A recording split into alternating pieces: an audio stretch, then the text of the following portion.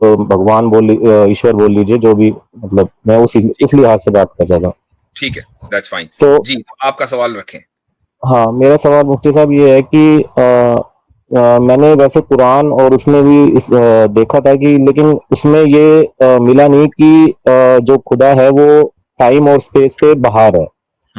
तो मुझे आपसे जानना है कि क्या ये इस्लाम में, मतलब कुरान और हदीस में कहीं इसका जिक्र आता है, या फिर जो मुसलमान लोग हैं वो खुद ही अपने दिमाग से ये बात बोलते हैं कि खुदा जो है टाइम और स्पेस से बाहर है, मतलब ये जानना था। ओके, देखें, ये जो बाहर का लफ्ज है ना, अंदर और बाहर का लफ्ज, ये भी हम मजबूरी में बोलते हैं, क्योंकि हमारी जो जबान है वो बहुत लिमिटेड है। जाहिर है कि जब आप ये कहेंगे कि फला चीज अंदर है या फला चीज बाहर है, तो बाहर होना का मतलब ये है कि अब वो अंदर नहीं है, और अंदर होने का मतलब ये कि वो बाहर नहीं है ना। तो ये जो अल्फाज बोले जाते हैं, ये भी मजबूरी में बोले जाते हैं।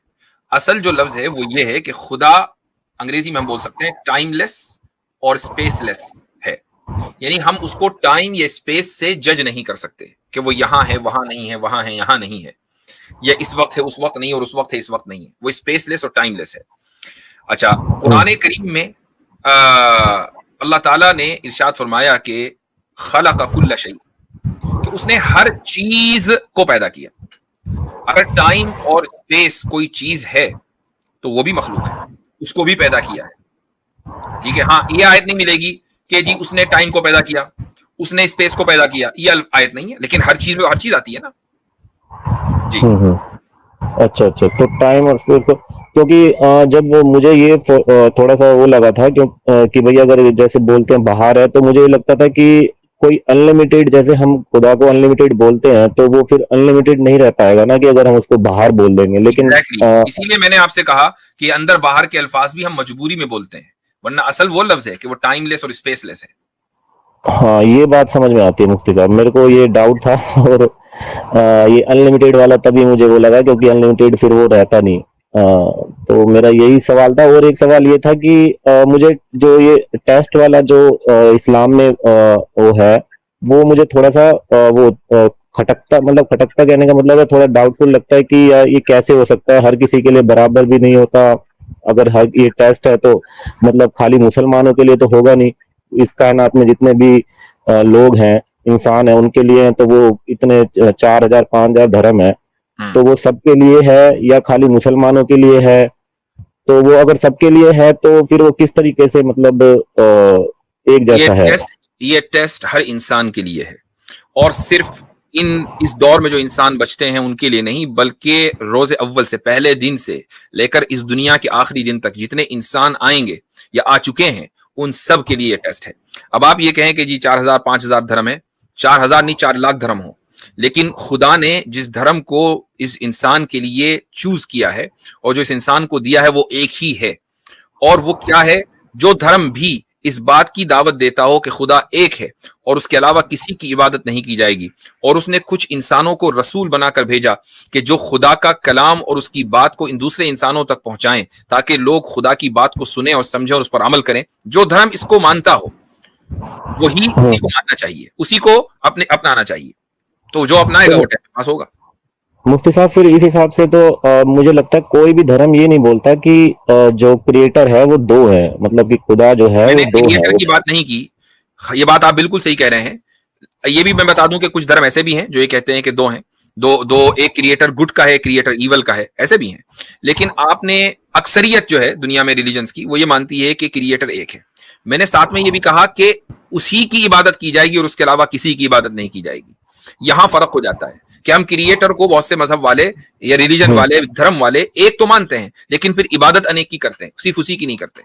बल्कि आप हम्म। देखेंगे कि सनातन धर्म में, मुझे बताइए कि क्रिएटर कौन है? क्रिएटर एक ही है, जिसको परब्रह्म बोल देते हैं, परमात्मा बोलते हैं, परमात्मा। अच्छा, जी।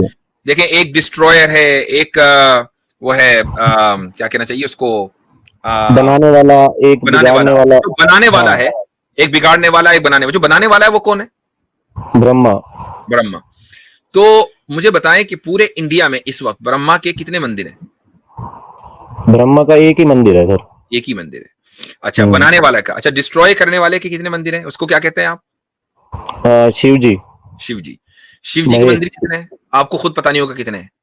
हाँ, शिव जी के बहुत है। शिव जी के बहुत है, ठीक है। हम्म। अच्छा, तीसरा कौन है?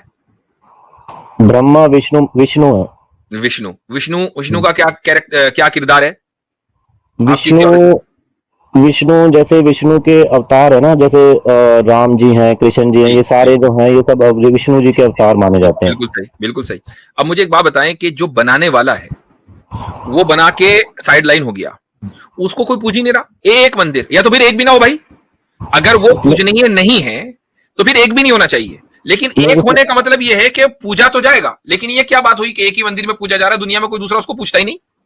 नहीं, उसका उसका उसका कहानी है अपना मुफ्ती साहब, अच्छा, हमारे इसमें ना, इसमें एक अलग कहानी है कि ठीक ब्रह्मा जी का कुछ बोला जाता है, तो उनको कोई श्राप मिला था, और ब्रह्मा जी पहली बात तो मतलब एक ये समझाने के लिए है कि इस सृष्टि को बनाने के लिए, जैसे मतलब एक प्रधानमंत्री है, उसके नीचे वो कर दिए, मतलब जो मतलब ये कार्य संभालेगा, ये कार्यालय संभालेगा, तो इस तरीके से समझाने के लिए, मतलब एग्जैक्ट वो नहीं है कि हम इसको वो करें।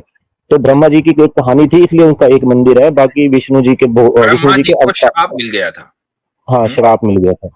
मुझे हाँ एक जी, हाँ बात जी। बताएं कि जिसने पूरी कायनात को बनाया हो, क्या उसको कोई शराब दे सकता है? वो मतलब प्रब्रह्म नहीं माना जाता उनको।